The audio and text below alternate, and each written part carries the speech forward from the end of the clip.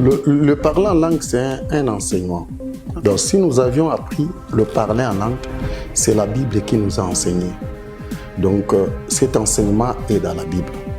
Et précisément, c'est l'apôtre Paul qui a enseigné ça dans 1 Corinthiens 14. Bien sûr, le mot parler en langue a été soulevé dans beaucoup de prêtres, même en Actes des apôtres, ça a été soulevé. Ce n'est pas par le fait qu'on a vu quelqu'un parler qu'on connaît que le parler en langue existe. Non, non. Le parler en langue nous a été transmis à nous, de l'apôtre Paul jusqu'à nous, par un enseignement écrit, et ça est dans 1 Corinthiens 14. Donc c'est un enseignement, à la base, un enseignement chrétien. Ce n'est pas une pratique qu'on peut délocaliser à gauche, à droite. Par rapport à nous, c'est un enseignement. C'est comme ça, je tiens toujours à réitérer ma position. Le parler en langue, c'est un enseignement. On doit attendre la Bible nous parler.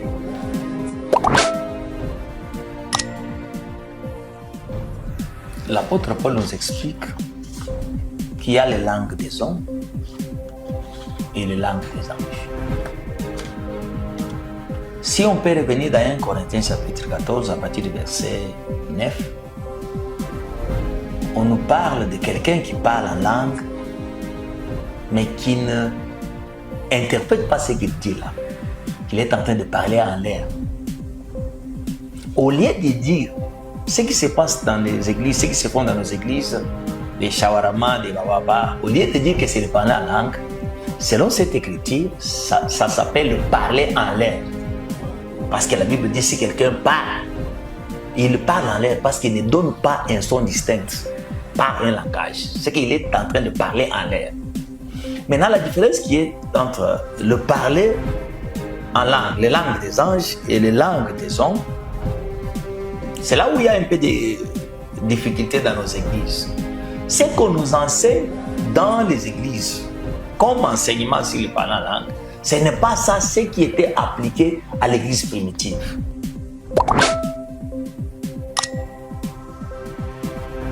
Papa, le frère David a intervenu. Je me demande que je ne sais pas même l'objet de notre échange, parce que dans son intervention, j'ai vite réalisé qu'il ne m'a même pas compris que je vais devoir réenseigner le parler en langue. Frère David, le parler en langue, mon enseignement est parti d'un fait. Quel fait? Les gens sont dans une pratique. Il dit il parle, il dit que lorsque vous nous entendez parler comme ça, nous sommes en train d'accomplir ce que la Bible appelle parler en langue. Maintenant, mon intervention, considérant l'enseignement sur le parler en langue dans la Bible, je dis non. Lorsque la Bible nous enseigne sur le parler en langue, il ne nous oriente pas vers ce genre de pratiques.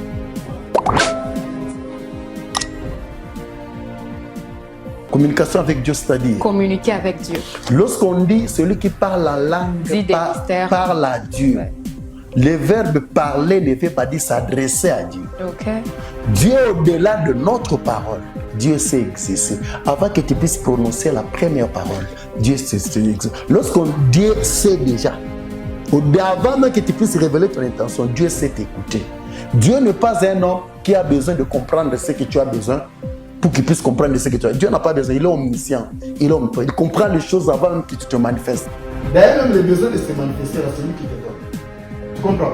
Lorsqu'on dit parler à Dieu, le Dieu là, on dit Dieu est esprit. Parler à Dieu veut dire parler en esprit.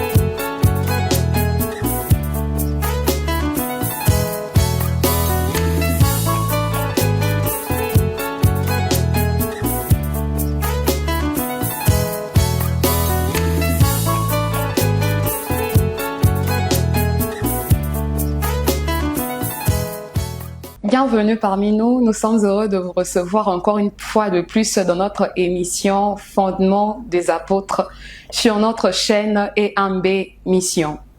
Dans notre émission précédente, nous avons parlé d'un sujet qui a suscité beaucoup de questionnements ou qui a suscité beaucoup de réactions dans la vie de gens ou dans le corps du Christ. Ce sujet était le parler en langue. Je ne suis pas seule sur ce plateau.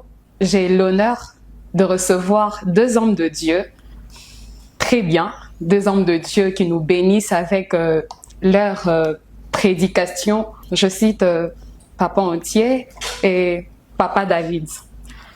Sans plus tarder, nous allons passer à l'essentiel de notre sujet. Bonjour Papa Entier. Bonjour maman. Vous allez bien? Je vais très bien. Et je suis honorée de vous recevoir une fois de plus dans notre émission. Le plaisir est partagé. Bonjour. Ça a toujours été pour moi une joie de participer à vos émissions. D'accord, nous sommes Je suis aussi vraiment honoré d'être encore invité aujourd'hui. D'accord. Merci. Bonjour Papa David. Bonjour, ma J'espère que vous allez bien. Je suis très bien. Ok. Par la grâce du Seigneur. D'accord, nous sommes aussi heureux de vous recevoir aujourd'hui dans notre émission Fondement des apôtres. Oh, aussi également. Alors, chers téléspectateurs, sans plus tarder, nous allons passer aux questions. Dans l'émission précédente, Papa Entier, il nous a parlé sur le parler en langue. Il a dit une chose, je ne sais pas si aujourd'hui il va toujours partager le même avis ou il aura toujours la même position. Il nous a dit que le parler en langue n'est pas un mot du dictionnaire qu'on pouvait expliquer ou qu'on pouvait définir selon un dictionnaire. Alors, Papa Entier, vous pouvez nous parler brièvement sur le parler en langue? Le parler en langue, c'est un enseignement. Donc, si nous avions appris le parler en langue, c'est la Bible qui nous a enseigné. Donc, cet enseignement est dans la Bible. Et précisément, c'est l'apôtre Paul qui a enseigné ça dans 1 Corinthiens 14. Bien sûr, le mot parler en langue a été soulevé dans beaucoup de prêtres, même en Actes des apôtres, ça a été soulevé. Ce n'est pas par le fait qu'on a vu quelqu'un parler qu'on connaît que le parler en langue existe. Non, non. Le parler en langue nous a été transmis à nous, de l'apôtre Paul jusqu'à nous, par un enseignement écrit, et ça est dans 1 Corinthiens 14.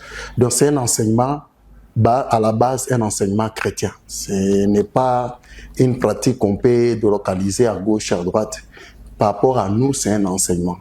Et c'est comme ça, je tiens toujours à réitérer ma position. Le parler en langue, c'est un enseignement. On doit attendre la Bible nous parler. D'accord. Papa David, vous êtes d'accord sur, je sais pas, l'avis de Papa Entier sur le parler en langue? Vous avez, je sais pas, une autre définition du parler en langue? Ou vous avez, je sais pas, un autre enseignement du parler en langue?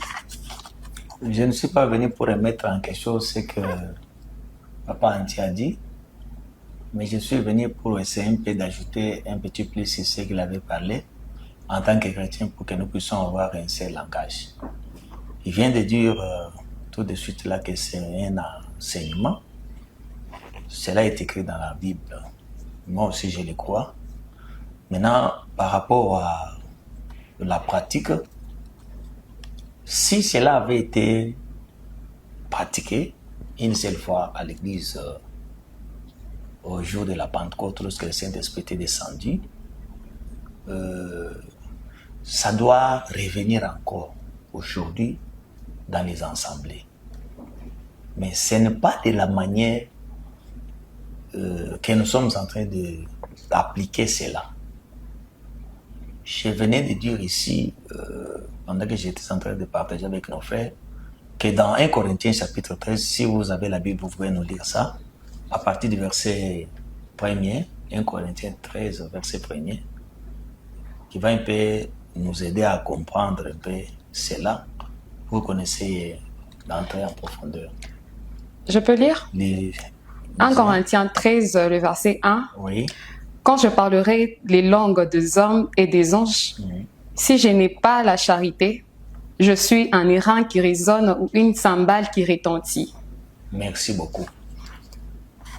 Là, l'apôtre Paul nous explique qu'il y a les langues des hommes et les langues des anges. Si on peut revenir dans 1 Corinthiens chapitre 14 à partir du verset 9, on nous parle de quelqu'un qui parle en langue, mais qui ne interprète pas ce qu'il dit là. Qu'il est en train de parler en l'air. Au lieu de dire ce qui se passe dans les églises, ce qui se font dans nos églises, des shawarama, des bababa, au lieu de dire que c'est le parler en langue, selon cette écriture, ça s'appelle le parler en l'air. Parce que la Bible dit si quelqu'un parle, il parle en l'air parce qu'il ne donne pas un son distinct par un langage. C'est qu'il est en train de parler en l'air.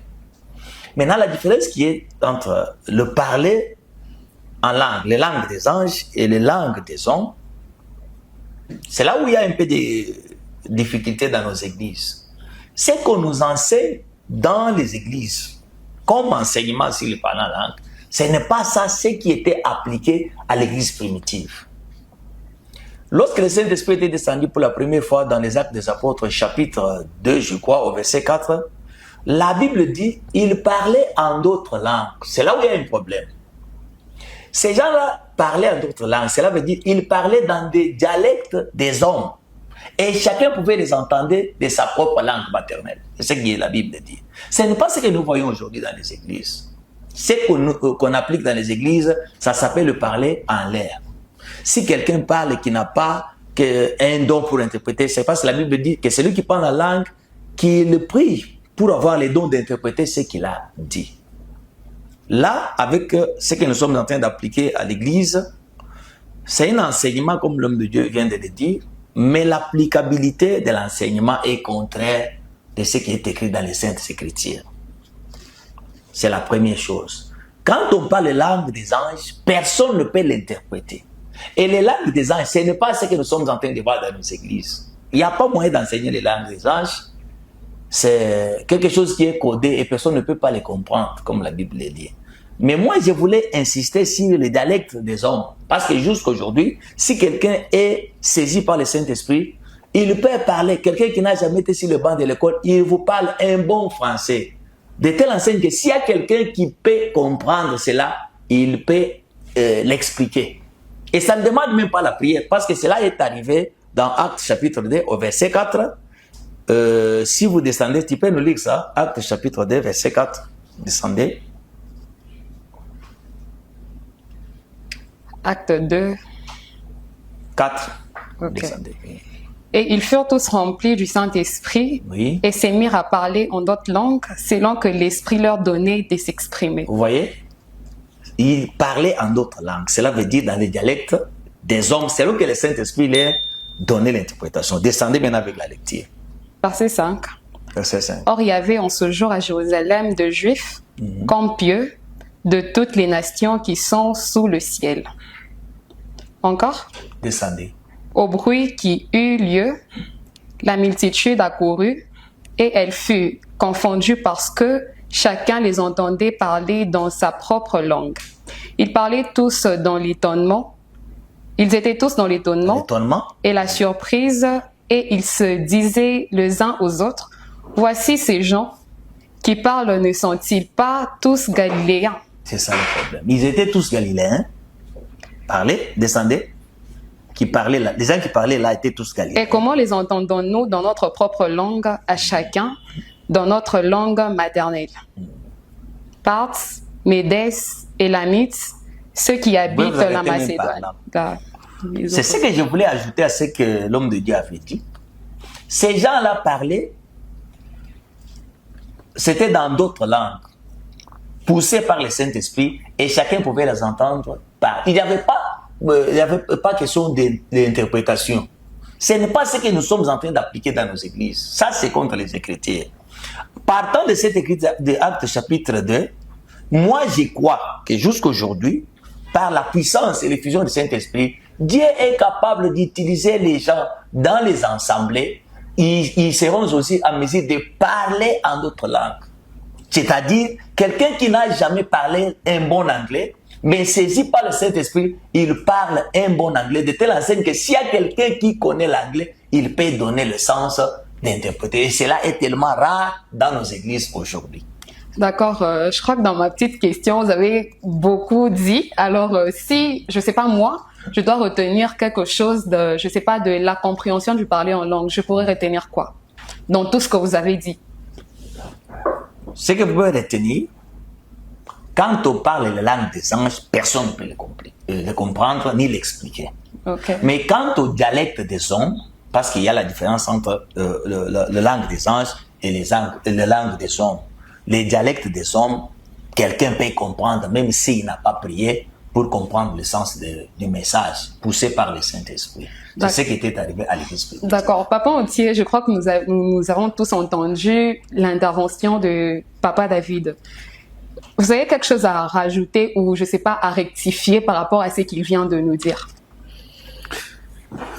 Papa, le frère David a intervenu. Je me demande que, je ne sais pas même l'objet de notre échange, parce que dans son intervention, j'ai vite réalisé qu'il ne m'a même pas compris que je vais devoir réenseigner le parler en langue.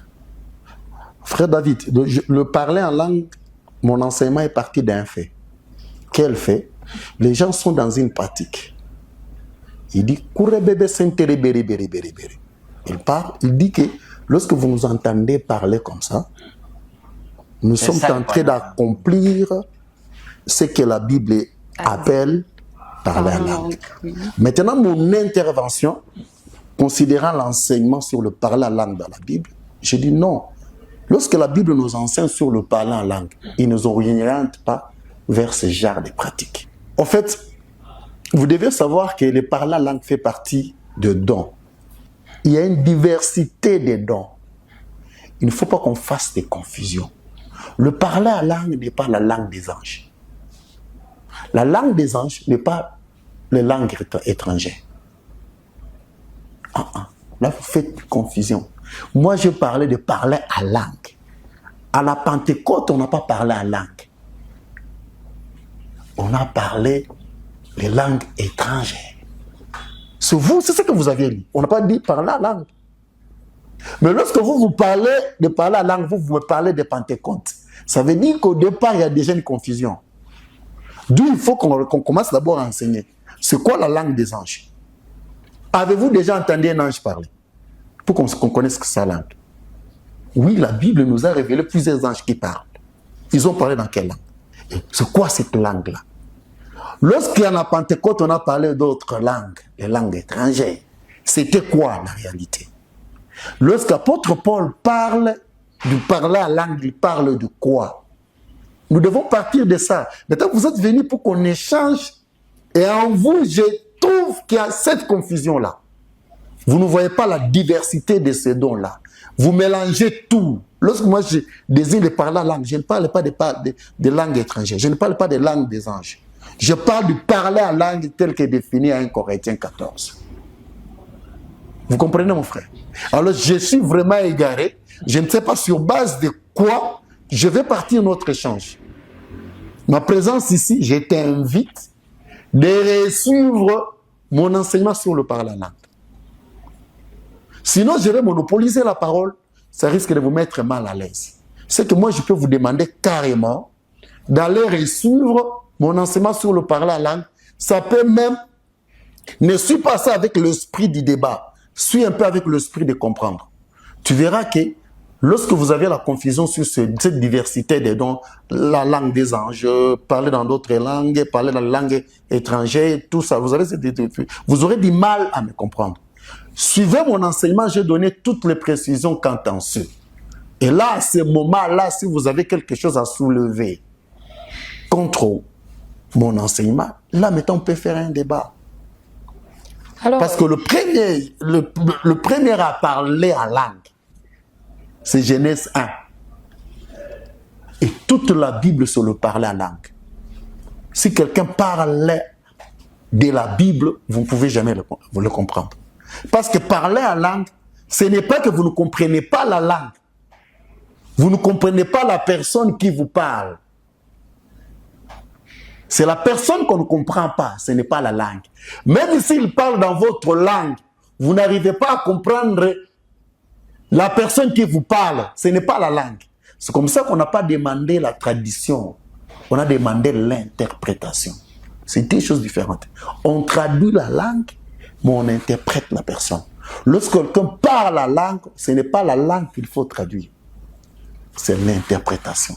On demande aux gens de chercher l'interprétation, pas la tradition de la langue. D'où c'est un enseignement. Suis-le avec un esprit posé, vous avez les liens, et j'invite aussi les autres, le public aussi, de faire comme vous, d'aller encore dans... C'est l'émission qui est sur leur page. Essayez d'entrer, suivez l'enseignement. Ça va vous aider à échapper à des pratiques qui ne sont pas chrétiennes, pratiques qui ne sont pas chrétiennes, qui sont réellement des pratiques des maisons de féticheurs, des pratiques de la magie qu'on nous fait voir comme ce sont des réalités de la Bible. Donc moi, je vous invite à suivre mon émission. Papa Entier, oui. En vous écoutant, vous avez dit nous sommes là pour parler en langue, pas pour parler de langue des anges. Alors, je sais pas, y a-t-il une différence entre le parler en langue et les langues des anges, et la langue des anges, si je peux dire ça? La différence part même de la désignation de la Bible. C'est pas moi. Vous pouvez nous donner, je sais pas... regarde, la Bible elle-même parle... Non, lui a parlé des langues des anges à 1 Corinthiens 13. 1 Corinthiens 14, parce que 1 Corinthiens 13, 1 Corinthiens 14, Paul est en train de parler de la diversité des dons. C'est comme ça qu'il a soulevé. Il y a aussi les miracles, il y a la parole de connaissance, il y a tout ça qu'apôtre Paul énumérait de manière pas exhaustive, il énumérait de manière pas organisée. Lorsqu'il parle d'un sujet, il soulève un don. Lorsqu'il parle d'un sujet, il soulève un don. C'est parmi lesquels il a parlé de la langue des anges. Alors, je ne peux pas parler de ces différences ici parce que ça relève d'un enseignement. Okay. Peut-être nous aussi, nous avons un autre sujet. Il faut d'abord qu'on puisse connaître qui est appelé ange, qui est ange et qui doit nous parler. Et il nous parle dans quelle langue? Parce que Marie a parlé avec Gabriel. La langue des anges. Non, c'est l'ange qui a parlé. Il a parlé dans sa langue. Ok. Et Marie l'a compris. Marie l'a compris. L'autre, c'est qui le nom? Abraham s'est croisé avec les anges. Jacob s'est croisé avec les anges. La réalité des anges, elle est biblique. Okay. Il suffit de lire. Et lorsqu'on dit la langue des anges, nous devons faire la lecture de la Bible, elle-même va nous répondre. Ce n'est pas moi qui dois répondre, c'est la Bible. Alors je ne veux pas qu'on mette cette confusion-là. Je préfère qu'avec mon frère David, qu'on reste d'abord sur le parler en langue. Moi, je pensais qu'il allait venir pour me dire la pratique. C'est ça, c'est que toi tu as combattu, mais ce n'est pas ça. Ce n'est pas ce que tu as dit, mais c'est ça. Parce que moi, dans mon enseignement, j'ai attaqué une pratique. Ok, la pratique que nous faisons aujourd'hui. La pratique aujourd'hui en considérant l'enseignement de la Bible. Et j'ai révélé le parler en langue sur le langage de la Bible. C'est comme ça que nous avons des prédicateurs. Parce qu'ils sont là pour interpréter le langage de la Bible. Tout le monde n'a pas l'accès au langage de la Bible. Lorsqu'on vous dit Dieu créa le ciel et la terre, même ça, ce n'est pas parce que tu parles le français que tu as compris. Il faut qu'il y ait quelqu'un pour interpréter. C'est comme ça qu'il y a des prédicateurs. Ok, et Papa David, je ne sais pas si vous avez compris Papa Entier ou si vous avez, je ne sais pas, une autre opinion par rapport à ce que nous sommes en train de parler la même chose, mais peut-être c'est lui qui ne m'a pas bien saisi. Alors, essayez d'expliquer de manière à ce qu'il puisse vous comprendre. Lisons-nous d'abord 1 Corinthiens chapitre 14, verset 9. Ok. 1 Corinthiens 14, verset 9. Je suis aussi en train de condamner les mêmes pratiques de ce qui se fait dans les églises avec cette écriture. De même, vous, si par la langue vous ne donnez pas une parole distincte, comment saurait-on ce que vous dites car vous parlez en l'air? J'ai toujours, moi, au lieu de dire des shawarma les autres, là, moi j'ai dit, ce sont des parler en l'air. Je parle du problème de l'applicabilité. La manière dont on applique le parler en langue dans les églises n'est pas correcte, n'est pas conforme aux Saintes Écritures. Alors, si je comprends bien, vous partagez le même avis que Papa Entier lorsqu'il parle de l'applicabilité. C'est ce que j'ai dit, que nous parlons ce langage, mais il ne m'a pas bien compris. Moi, je voulais aller dans cette autre écriture des Actes chapitre 2 pour le faire comprendre qu'aujourd'hui, parce que dans tout ce qu'il a dit, pour lui, il y a, bon, quand bien même que le pratique n'est pas correct, ce que nous sommes en train de faire dans des églises n'est pas conforme aux Saintes Écritures, pour lui, il n'y a plus question de parler en langue. C'est comme ça que moi j'ai compris. Parce que je vous ai bien suivi, je vous ai suivi dans vos émissions, je vous ai très bien suivi.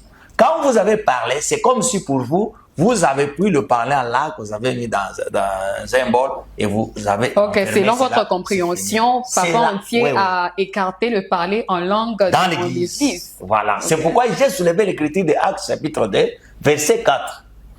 Pour qu'il arrive à comprendre que lorsque le Saint-Esprit était descendu, la manière dont on parlait là-bas, là c'est le langage des hommes, les langues des hommes. Ce qui se faisait à l'église primitive, Dieu est capable de ramener cela aujourd'hui à l'église. Par la puissance du Saint-Esprit, quelqu'un peut être saisi par le Saint-Esprit et parler en d'autres langues. C'est ça ce que j'avais à dire. Ok, mais est-ce que vous avez déjà vécu cette expérience du parler en langue pour, je ne sais pas, bien faire comprendre Papa Entier ou lui montrer, je ne sais pas, d'autres points qu'il n'a pas su comprendre ou qu'il a écarté dans le parler en langue? Non, moi, je crois que lui, il connaît quand même quelque chose concernant le parler en langue. Parce que quand il a parlé, quand je lui ai suivi, j'ai compris qu'il y a ça. Mais à la fin, là, il est en train d'ajouter aussi ses pensées à ce qui était. Oui, avant que nous n'attaquions ses pensées d'abord, oui. Je vous pose la question à vous de savoir si vous avez déjà expérimenté le parler en langue. Vous savez, c'est quelque chose qui est spirituel. Okay. Parce que, comme il vient de le dire là, dans 1 Corinthiens chapitre 12, on parle des dons de l'esprit. L'église de Corinthe était une église qui était conduite par beaucoup de dons. C'était vraiment une église qui avait du désordre concernant les dons. Et lorsque l'apôtre Paul est venu, il a recadré, il a prêché l'ordre pour mettre de l'ordre dans ce qui concernait les dons et comment on pouvait appliquer toutes ces choses-là. La prophétie, le parler en langue. Et maintenant, nous, d'aujourd'hui, nous avons caricaturé la chose. Vous voyez? On a piraté le parler en langue. Je suis tout à fait d'accord avec ce que Papa Entier vient de dire, que ce que nous appliquons à l'église, ce n'est pas ça. Maintenant, moi, j'ajoute qu'aujourd'hui, je crois de tout mon cœur que Dieu peut remplir quelqu'un du Saint-Esprit. Il parle un bon parler en langue qui vient du ciel, authentique, et que les autres peuvent comprendre le message. Okay, c'est pourquoi, à partir de cette écriture, quand vous parlez, si par la langue, vous ne faites pas expliciter le message que vous êtes en train de transmettre, vous parlez en l'air. C'est pourquoi j'avais rebâti ça, j'avais dit que ça s'appelle le parler en l'air. Ok, je reviens à Papa Entier. Est-ce que le parler en langue est important ou indispensable dans nos églises ou dans l'église en général? Mais avant de vous répondre, je voudrais un peu réagir par rapport à ce qu'il a dit. Les actes, les 1 Corinthiens 14, verset 9, tu peux les relire avec tout le respect. De même, vous, si par la langue, vous ne donnez pas une parole distincte, comment saurait-on ce que vous dites car vous parlez en l'air? Ici, apôtre Paul ne corrige pas un parler à langue, le Koura Baba Santerebere. À l'époque, ça n'existait pas. Ici, il y avait des gens qui effectivement pratiquaient bien le parler à langue. Mais il leur a dit dans quelles circonstances il faut pratiquer le parler à langue. Elle t'a posé une question. Avez-vous une expérience d'un parler à langue? Par votre réponse... Je crois qu'il n'a pas donné par votre réponse... il a réagi. Par votre réponse, vous nous faites voir, vous ne connaissez même pas c'est quoi un parler à langue. C'est comme ça qu'on vous pose la question. De fait, montre-nous un parler à langue. De fait, on veut savoir que tu connais c'est quoi un parler à langue. Pour vous, c'est quoi un parler à langue. Et tu comprendras par la suite pourquoi j'ai dit que vous ne m'avez pas bien suivi par rapport à mes prédications. Parce qu'en vous, montre-nous un exemple d'un parler à langue. Parce que les exemples que vous donnez, acte 2, langue des anges, ce ne sont pas des parler à langue. Maintenant, il te pose maintenant la question, même dans la Bible, si vous n'avez pas encore pratiqué ça, je ne sais pas par quel mot ou par quelle expression, vous m'avez compris que moi j'ai dit, de parler à langue ne doit pas exister à l'église. Je ne sais pas par quel mot, mais moi je me répète que je n'ai jamais dit ça. Je reconnais le parler en langue comme un don parmi la diversité des dons. Parce que cela est dans la Bible, c'est bien écrit. Je n'ai jamais dit que le parler en langue ne doit pas exister dans l'église. Cette expression que vous m'avez attribuée ne vient pas de moi. Et je réitère encore mon propos pour dire que vous ne m'avez pas bien compris. Vous comprenez? Alors nous voulons savoir si réellement vous saviez des faits. C'est quoi un parler la langue? Si vous ne savez pas nous montrer ça dans une pratique, montre-nous même par une écriture c'est quoi un parler la langue. Parce que la Bible nous en parle. Montre-nous quelqu'un dans la Bible qui a parlé la langue. Comme vous nous avez montré à l'Acte des Apôtres, il y a des gens qui ont parlé dans d'autres langues. Montre-nous aussi dans la Bible quelqu'un qui a parlé la langue. Dites ce qu'il a dit ici, c'est ça les parler la langue. Vous savez, pour répondre à votre réponse, le parler à langue, lorsque l'esprit parle pour que le physique l'attende, l'expression de l'esprit, c'est ça un parler la langue. Ok. Aussi longtemps que le ciel et la terre sont séparés, aussi longtemps que vos pensées et mes pensées seront séparées. Lorsque l'esprit parle, il parle selon sa pensée. Vous comprenez? Et lorsque ça arrive à nos oreilles, ça nous complique.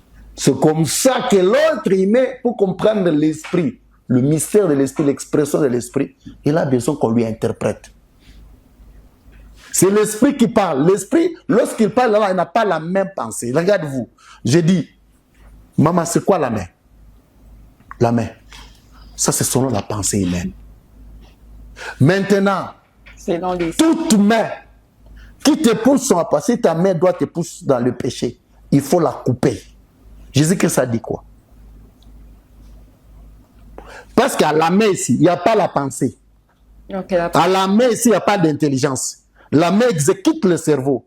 Dis-moi par quelle magie la main peut me pousser au péché. Oh, donc ça aussi, c'est un parlant. Non, c'est ce que je t'ai dit. Pour comprendre ça, ce n'est pas question de langue. Il faudrait que l'esprit nous... Et ça, c'est l'esprit qui a parlé. Il faut maintenant qu'il y ait quelqu'un qui t'interprète. Selon la pensée humaine, c'est ça la main. Mais lorsque Dieu parle de la main, il parle de quoi? Lorsque toi, tu ne comprends pas c'est quoi cette main, je parle à l'air. Comme il dit, je parle à l'air. Il faut maintenant qu'il y ait quelqu'un qui t'interprète. Lorsque Dieu parle de la main, il voit ça. Si ça te pousse à pécher, il faut couper ça. Ça demande l'interprétation. Ça ne demande pas la tradition de la langue. Parce que si je te dis, quand il faut le couper. On revient à la même difficulté d'interprétation. Bien que j'ai traduit. Tu as compris? J'ai compris, mais je ne sais pas si le pasteur est d'avis avec vous. Hein? Bon, je vais... Non, ça, j'ai répondu à votre question. Lui, j'ai fait des propositions. Oui, parce que dans ses propos, il a aussi mentionné le parler en l'air. Vous voyez? C'est pour ça que je posais la question. Quand est-ce qu'il a parlé à l'air? C'est parce que vous n'arrivez pas à comprendre le sens. Moi, je sais que c'est ça la main. Il me demande de la couper. Comment la main peut me pousser au péché? Oh, la main exécute le cerveau. Ce n'est pas la main. Mais toi, tu regardes comment... C'est pour ça que tu verras que jusqu'à ce jour, les gens continuent à pécher. Mais personne n'a jamais coupé sa main. Hein. Ok. C'est parce que ça demande une interprétation. Tu comprends le sens? C'est une question de sens. Aussi longtemps que le ciel et la terre seront séparés, la pensée de l'esprit et la pensée de l'homme. Lorsqu'on passe là-bas de la pensée, c'est l'expression mentale de ce qui existe ici. Ça, on appelle la pensée. Donc je dis l'eau. Dans ma pensée, je vois l'eau comme humain. Ce qu'on nous a enseigné. Lorsque tu es en face, quelqu'un qui te dit que je suis l'eau de vie, un humain qui te dit. Dans ce cas-là, vous quittez déjà la pensée humaine qui considère l'eau le liquide vers un être humain. Comment un être humain peut se désigner comme l'eau? Alors, pour accéder à cette connaissance-là, il faut l'interprétation. Face à celui qui ne comprend pas sans interprétation, tu parles à l'air. Okay. Parce qu'il n'a rien compris. C'est ça l'interprétation de ça. De 1 Corinthiens 14, verset 9. Apôtre Paul n'a pas parlé de ça pour combattre le cours de Saint-Térébir. Parce qu'à l'époque, ça n'existait pas. C'est quelque chose qui est inventé par la suite. Mais ça s'est pratiqué dans des maisons de fétiches et dans d'autres religions hindoues. C'est comme ça que tu verras s'il y a quelqu'un parmi nous qui est déjà entré dans des maisons de fétiches. Tu verras le féticheur, qu'est-ce qu'il fait? Il te dit, je vais parler avec des idoles. Il tourne, il parle une langue qui n'est pas en réalité une langue, et puis il revient vers vous, il te dit, les esprits ont dit ça. La chose a quitté la maison de fétiche, ça se pratique maintenant dans l'église. Pour les bébés. En plus, c'est un parler. C'est que tu parles. Ce n'est pas... On confond prier en esprit et le parler en langue. Parce que prier en esprit, c'est aussi parmi les éléments, parmi la diversité des dons. Ça, je crois qu'il y a quand même une, je sais pas, confusion. Confusion, oui. Mais lorsqu'il prie, je prie en esprit. Monter en esprit. Prier en esprit et parler en langue. Parce que celui qui parle la langue parle. Il ne s'agite pas, il parle. Seulement, il ne parle pas la langue. Non, il parle à l'intérieur de la langue. C'est-à-dire, les mêmes choses qui sont désignées physiquement, mais lui les désigne spirituellement. Je suis le lion de la tribu de Juda. Celui qui te parle comme ça, c'est un humain. Mais il te dit que tu es un lion. Il est lion. Or, toi, dans la pensée humaine, tu connais qui est un lion. Comment toi, tu peux me dire que tu es lion, tu as l'aspect d'un humain? Et pour accéder à ça, comprendre en quoi il est lion, il faut une interprétation. C'est la personne qui parle qu'on ne comprend pas. Ce n'est pas la langue qu'on ne saisit pas. D'accord, Papa Entier. De fait, c'est ça, de parler la langue. La raison pour laquelle tu as du mal à désigner, et pourtant tu as tous ces exemples dans la Bible, de gens qui ont parlé la langue. Je crois, merci, Papa Entier. Je te réponds.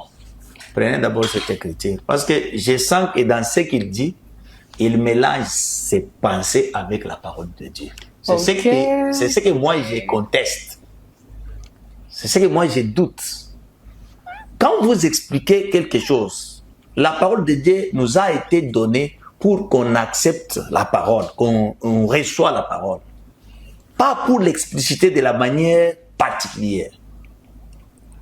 Prenez cette écriture. 2 Pierre, chapitre 1er. Verset 19 et 20, vous descendez.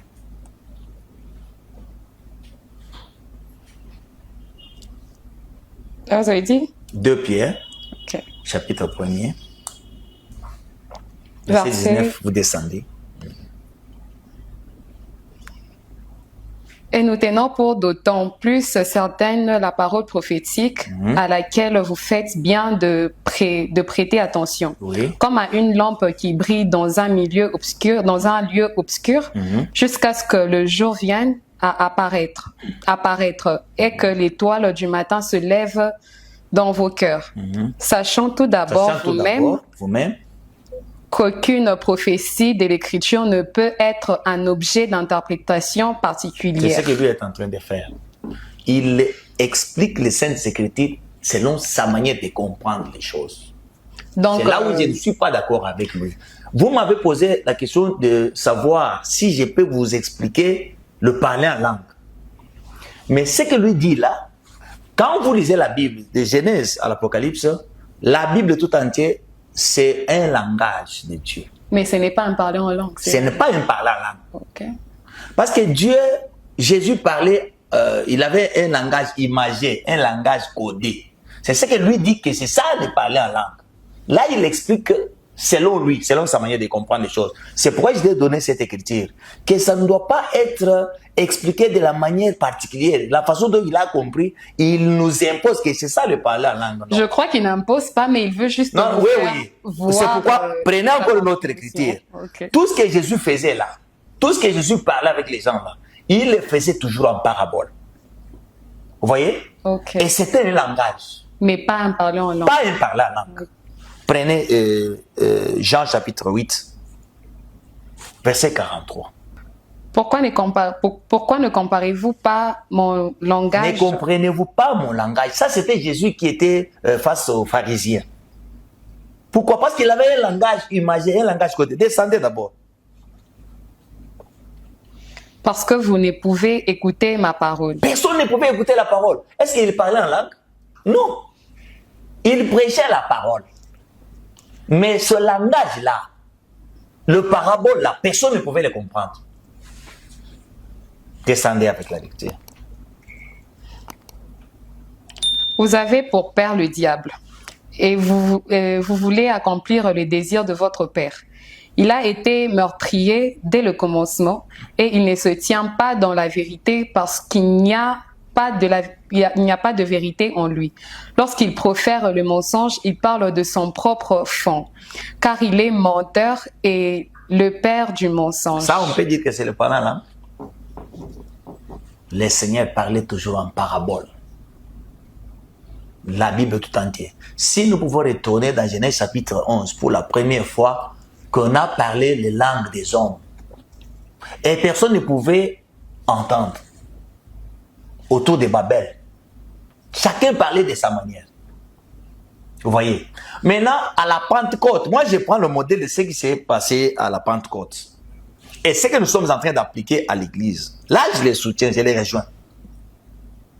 Mais pour dire que expliquer le parler en langue. Moi, je peux vous dire, lorsque le Saint-Esprit saisit une personne, parce que vous savez, la parole de Dieu, c'est la pensée de Dieu exprimée. Dieu a mis dans l'homme la capacité de saisir quelque chose, et le retenir et aller relater cela dans une autre personne, même s'il n'a pas fait les études.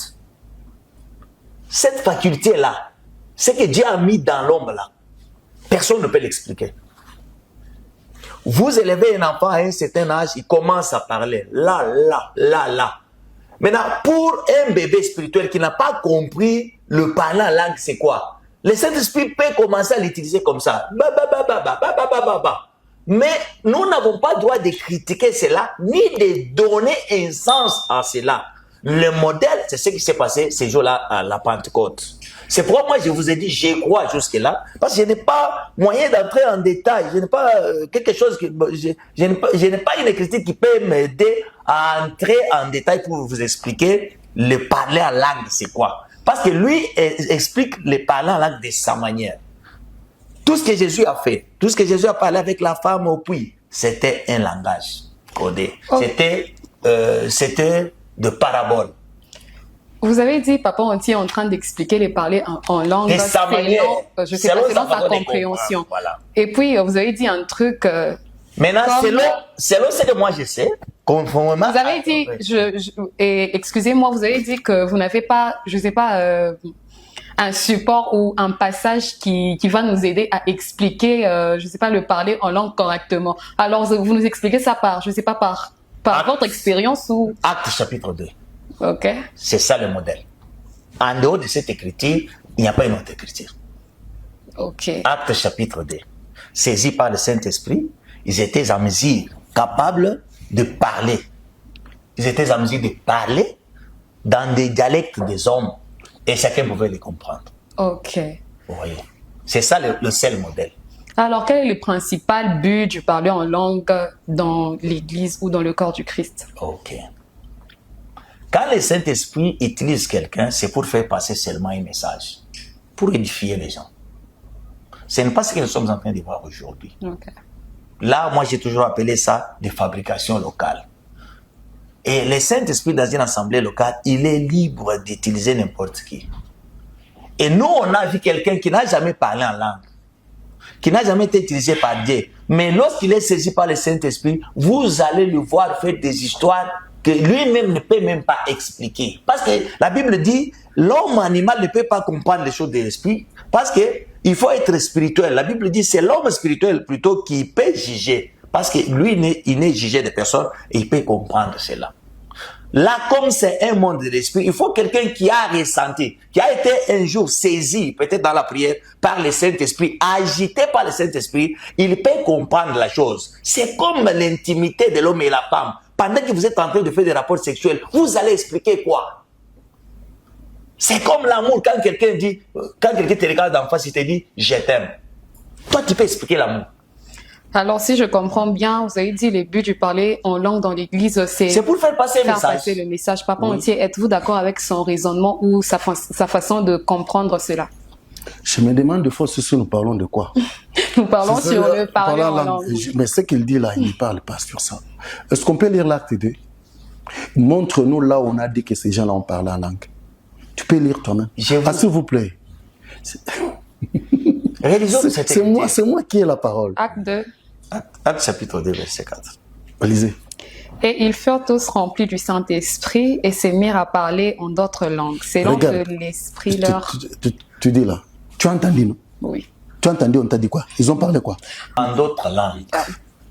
Est-ce qu'on t'a dit que ces gens-là ont parlé en langue? Pourquoi lui, par quelle magie, il veut faire d'autres langues, ça devient par la langue? Quel est le verset ou quel est l'écriture qui l'autorise de faire ça?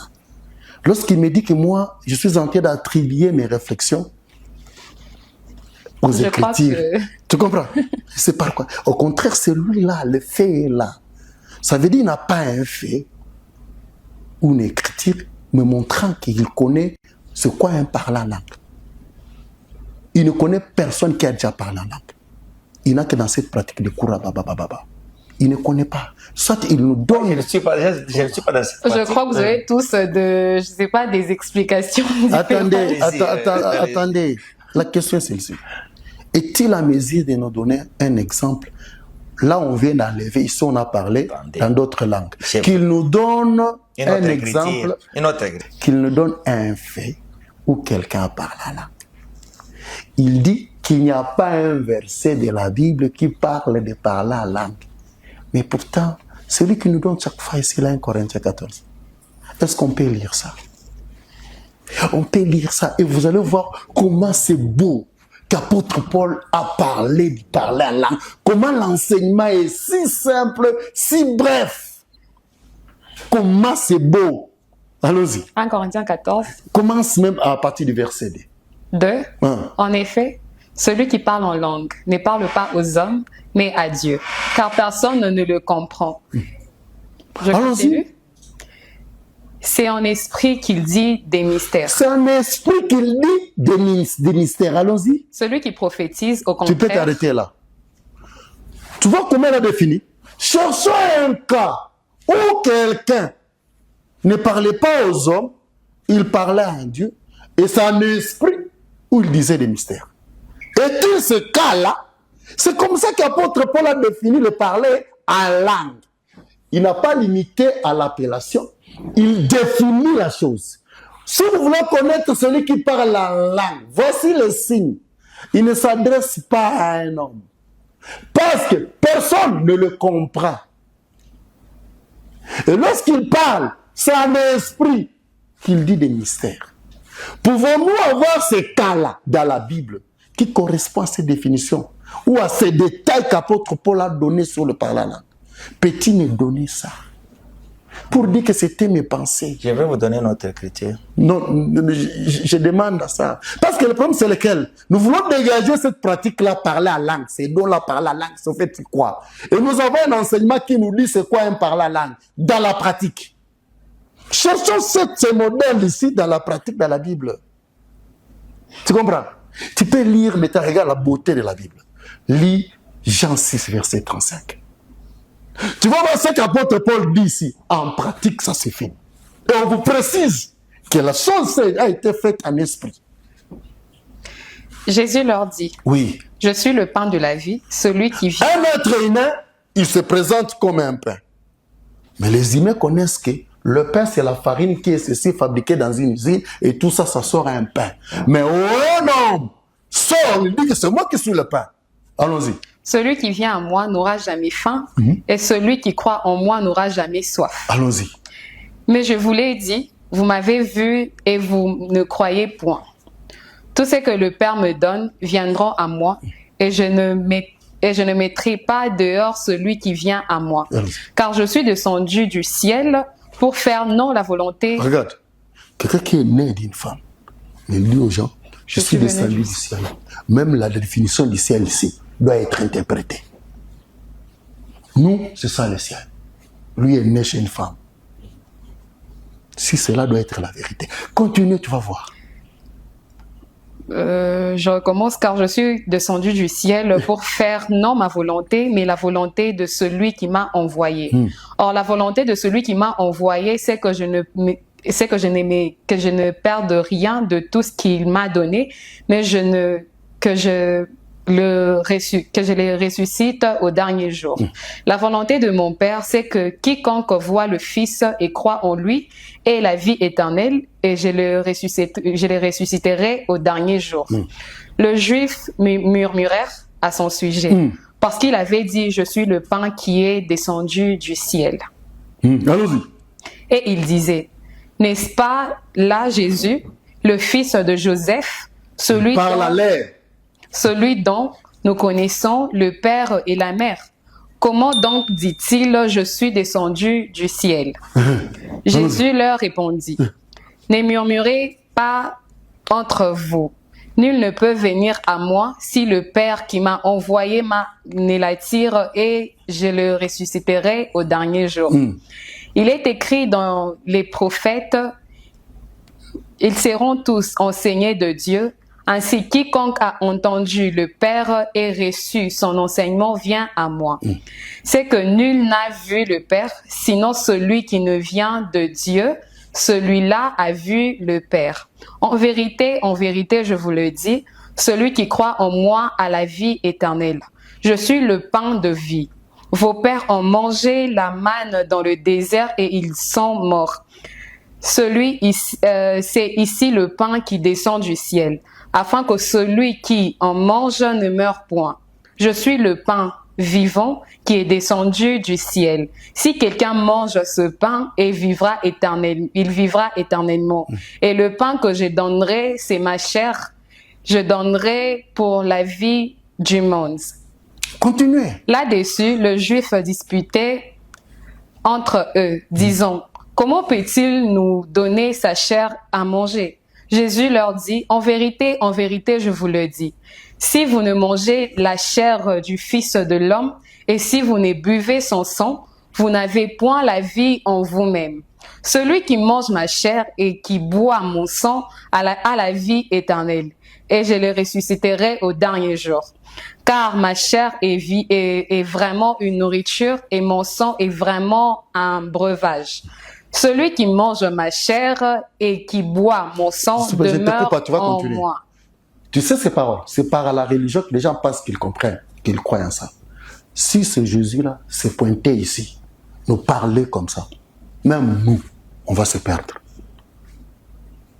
Ce n'est pas ça. Allons-y. On ne t'a pas encore donné la parole, s'il te plaît. Allons-y. C'est mon temps que j'exploite. Celui qui mange ma chair et qui boit mon sang demeure en moi et je demeure en lui. Oui.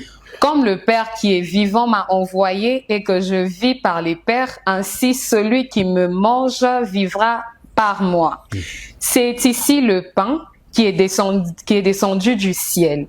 Il n'en est pas comme de vos pères qui ont mangé la manne et qui sont morts. Celui qui mange ce pain vivra éternellement.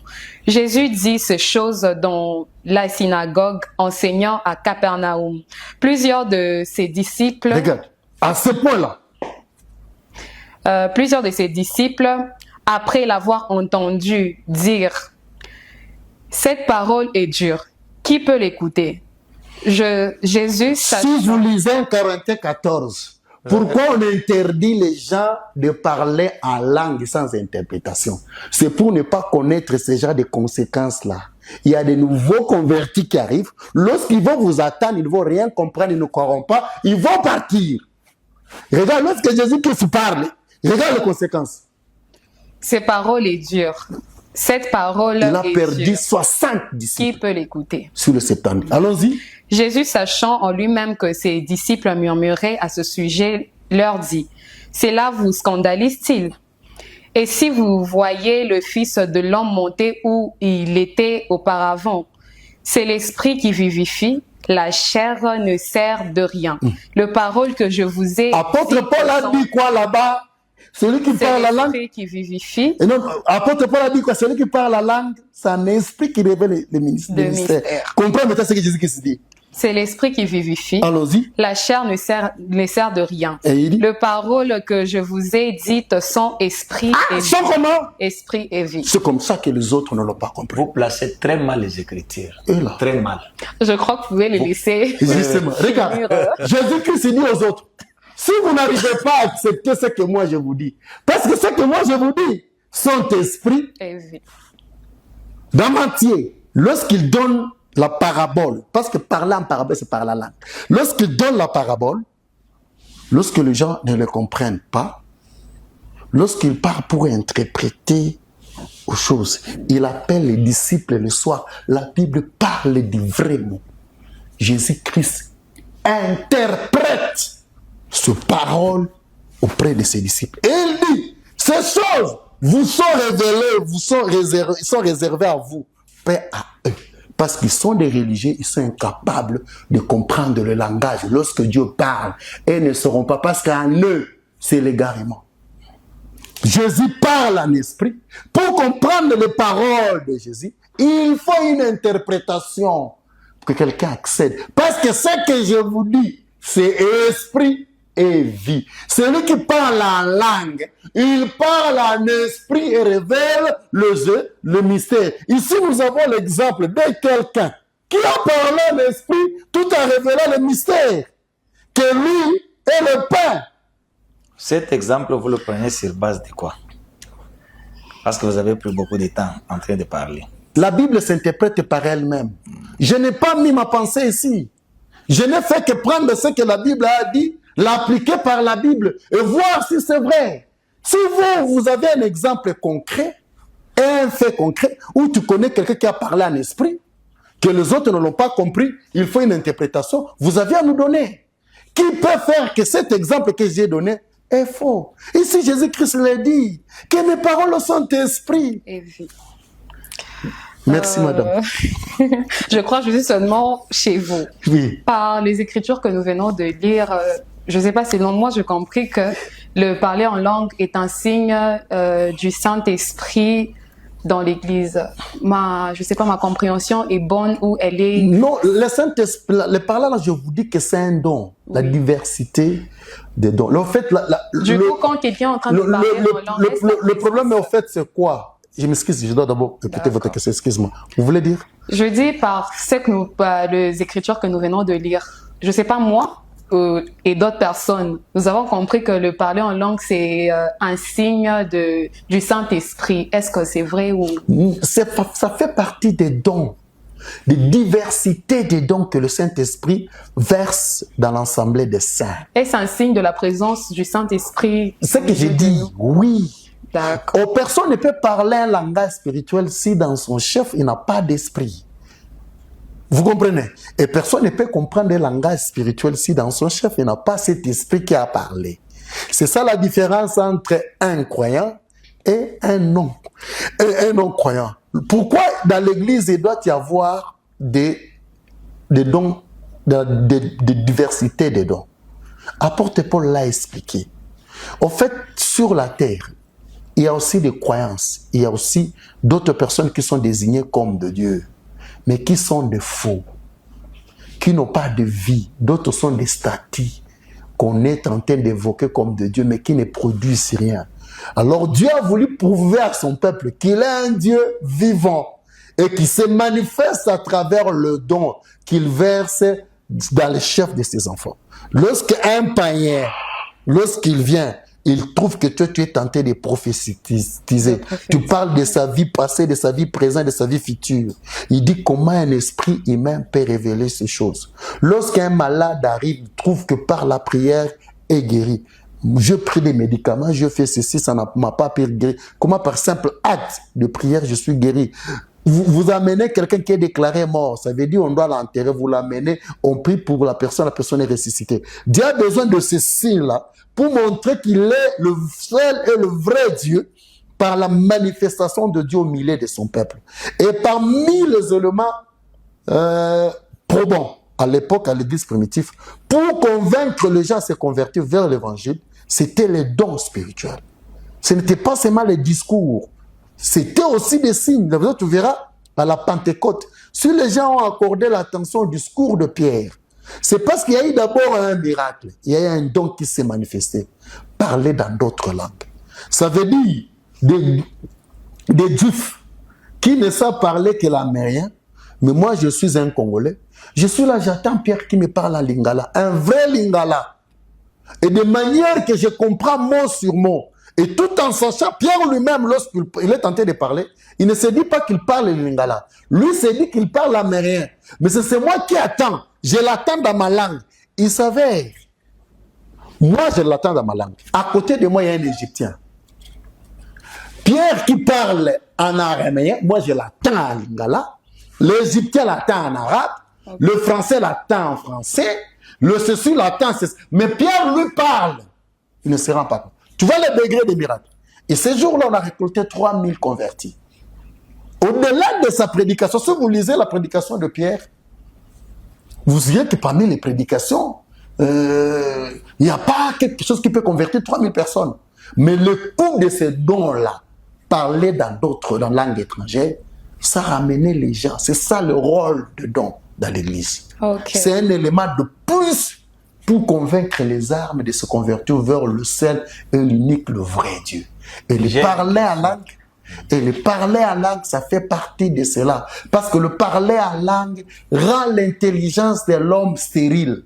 Et la sagesse de Dieu se révèle au-delà de l'intelligence de l'homme. Lorsque l'homme attend Dieu, lorsque Jésus-Christ, qui n'a pas étudié lorsqu'il parle, même les scribes qui ont plus étudié, ils constatent qu'il dit des choses vraies, mais nous ne savons pas accéder à cette sagesse, à cette intelligence-là. Le parler en langue rend l'intelligence de l'humain stérile et révèle la sagesse et l'intelligence divine, au-delà de l'intelligence de l'homme. Et l'homme se sentant limité, il va vouloir accéder à cette intelligence spirituelle à travers le parler en langue.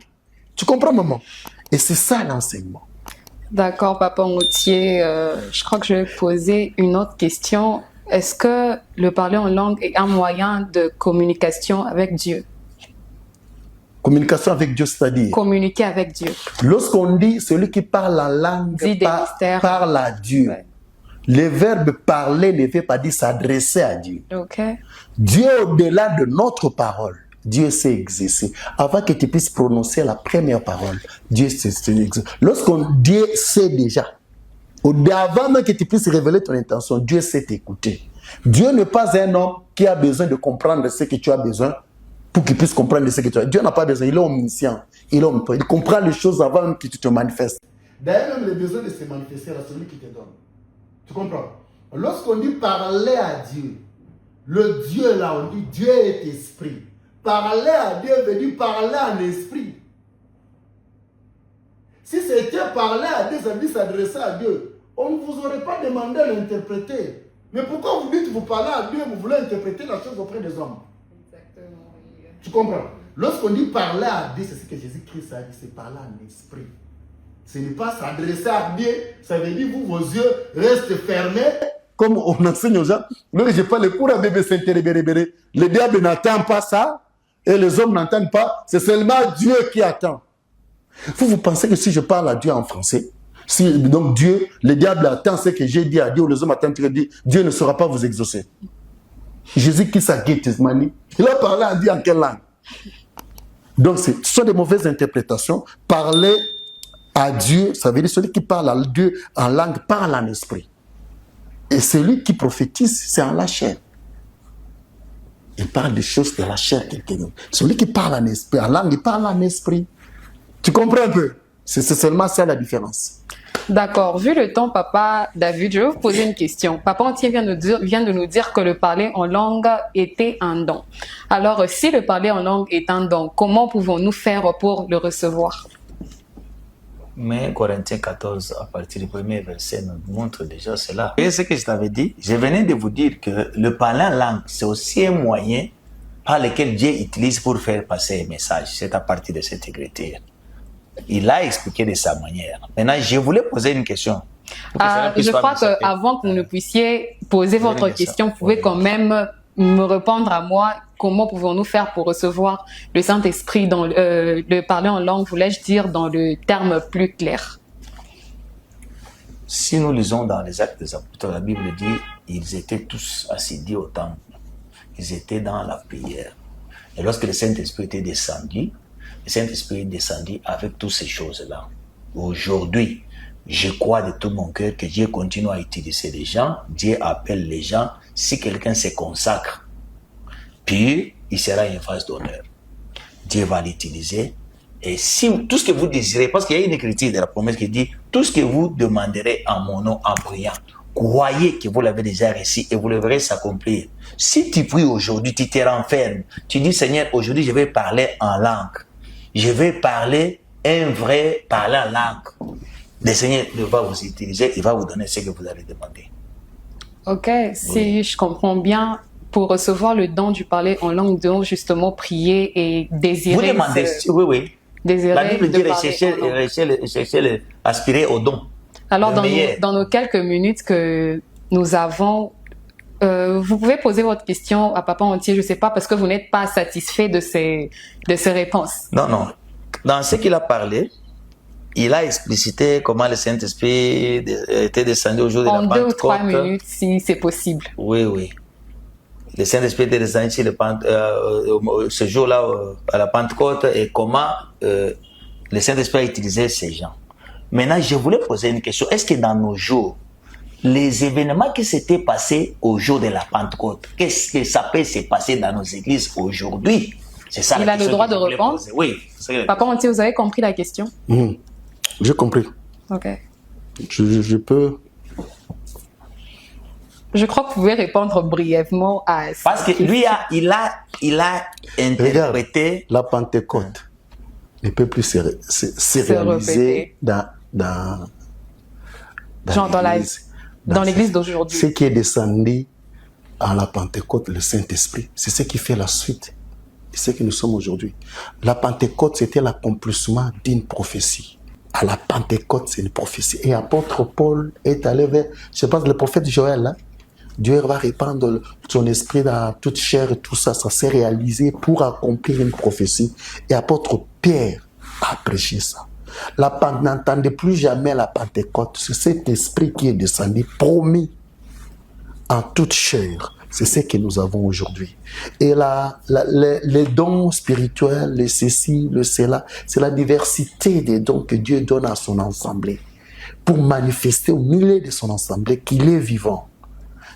De me poser la question, si ce qui s'est passé à la Pentecôte va encore se réaliser. Ce n'est pas ce que nous attendons. L'esprit est déjà dans toute chair. Nous allons attendre que la Pentecôte nous apporte encore quoi? C'est une question qui relève encore un autre débat. Non, ça relève de l'absence d'un enseignement. Vous comprenez? Merci beaucoup, puisque ce n'était pas une question qui m'a été adressée, donc je voulais vous dire comment on pouvait accéder au parler en langue. Ce sont des cas qui sont dans la Bible. Donc, la question ne m'était pas posée, mais lorsque vous l'avez posée là, essayez de faire ça au lieu pendant que dans la Bible, il y a ça. Alors, je ne sais pas, avant que nous puissions chuter avec notre émission, vous pouvez répondre sur cette question. Non, regarde, dans l'Acte des Apôtres, apôtre Paul a raconté des croyants qui n'avaient connu que les baptêmes de Jean-Baptiste. J'espère qu'ils connaissent l'histoire. Lorsque on ne connaît même pas qu'il pouvait exister un baptême au nom du Seigneur Jésus-Christ. Ok. Est-ce que vous connaissez le Saint-Esprit? On ne sait même pas si le Saint-Esprit, cet enseignement-là. Apôtre Paul ils seront baptisés au nom du Seigneur Jésus-Christ. Apôtre Paul va leur imposer les mains. La Bible dit qu'ils vont recevoir le Saint-Esprit. Ils se mirent à parler la langue. Ok, donc le baptême. Non, je ne parle pas de baptême. Oui. Je peux dire comment ils ont procédé. Oui, c'est aussi un moyen. Ça reste un don. Apôtre Paul dit, je parle la langue plus que tout le monde. Ça veut dire qu'apôtre Paul avait quel genre de langue? Si c'était ça, le parler la langue. Or, le parler la langue, en fait, c'est une possibilité, une capacité de l'esprit de s'exprimer en esprit pour s'adresser à la chair. Tout le monde n'a pas cette capacité-là, c'est un don. Ça se manifeste parce qu'il est croyant. Comment quelqu'un peut avoir le don de parler dans d'autres langues? Il parle de Dieu. Comment Pierre a réussi le don de parler dans d'autres langues? Ça se manifeste parce que nous sommes Église. C'est notre héritage, le Saint-Esprit. Et c'est que c'est donc. Et ça se manifeste. D'accord, nous sommes arrivés à la fin de notre émission. Mais bien avant, j'aimerais donner la parole à mes deux invités de nous dire brièvement, ou je ne sais pas s'il y a un conseil qu'ils peuvent nous donner par rapport au parler en langue. Je veux commencer avec Papa David. Vous avez un conseil à nous donner ou un mot de la fin sur ce qui est du parler en langue. Ce que je retiens et ce que je peux donner comme un mot de la fin, la façon dont on nous explique de parler en langue n'est pas conforme aux Saintes Écritures. Il l'interprète de sa manière. Non, au fait, je sais pas, ne vous basez pas de ce que lui a donné. Mais la Bible dit que le Seigneur parlait toujours en parabole. Il parlait en parabole de beaucoup de choses. Et le fait de parler en parabole n'est pas le parler en langue. Le problème en est que nous devons rester dans ce qui est écrit pour ne pas ajouter la pensée humaine. Parce que la pensée humaine tue. C'est l'esprit qui vivifie. C'est un monde des esprits. Il faut accéder à l'esprit pour avoir le mot de passe et recevoir l'esprit. Merci, Papa David, pour votre disponibilité. Et Papa Montier, un mot de la fin.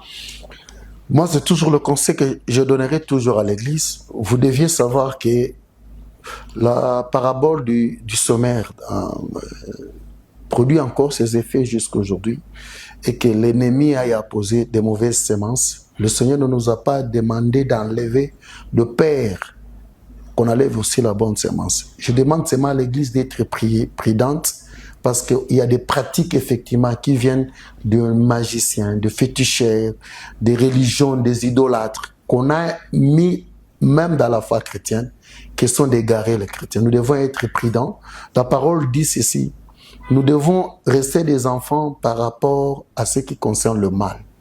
Restons des enfants. Mais à ce qui concerne le discernement, nous devons être des adultes. Là, le Seigneur met un certain degré de responsabilité lorsque nous sommes dans la marche chrétienne. Ne te dis pas que Dieu me protège. Non, tu dois avoir le vrai sens du discernement. Tout ce qui est de l'Église est écrit, est enseigné. Que personne n'ajoute, que personne ne retranche. Seule la Bible s'interprète elle-même. Tout a été dit dans la Bible et nous sommes des croyants de ce que la Bible dit. Car la foi vient de ce qu'on attend.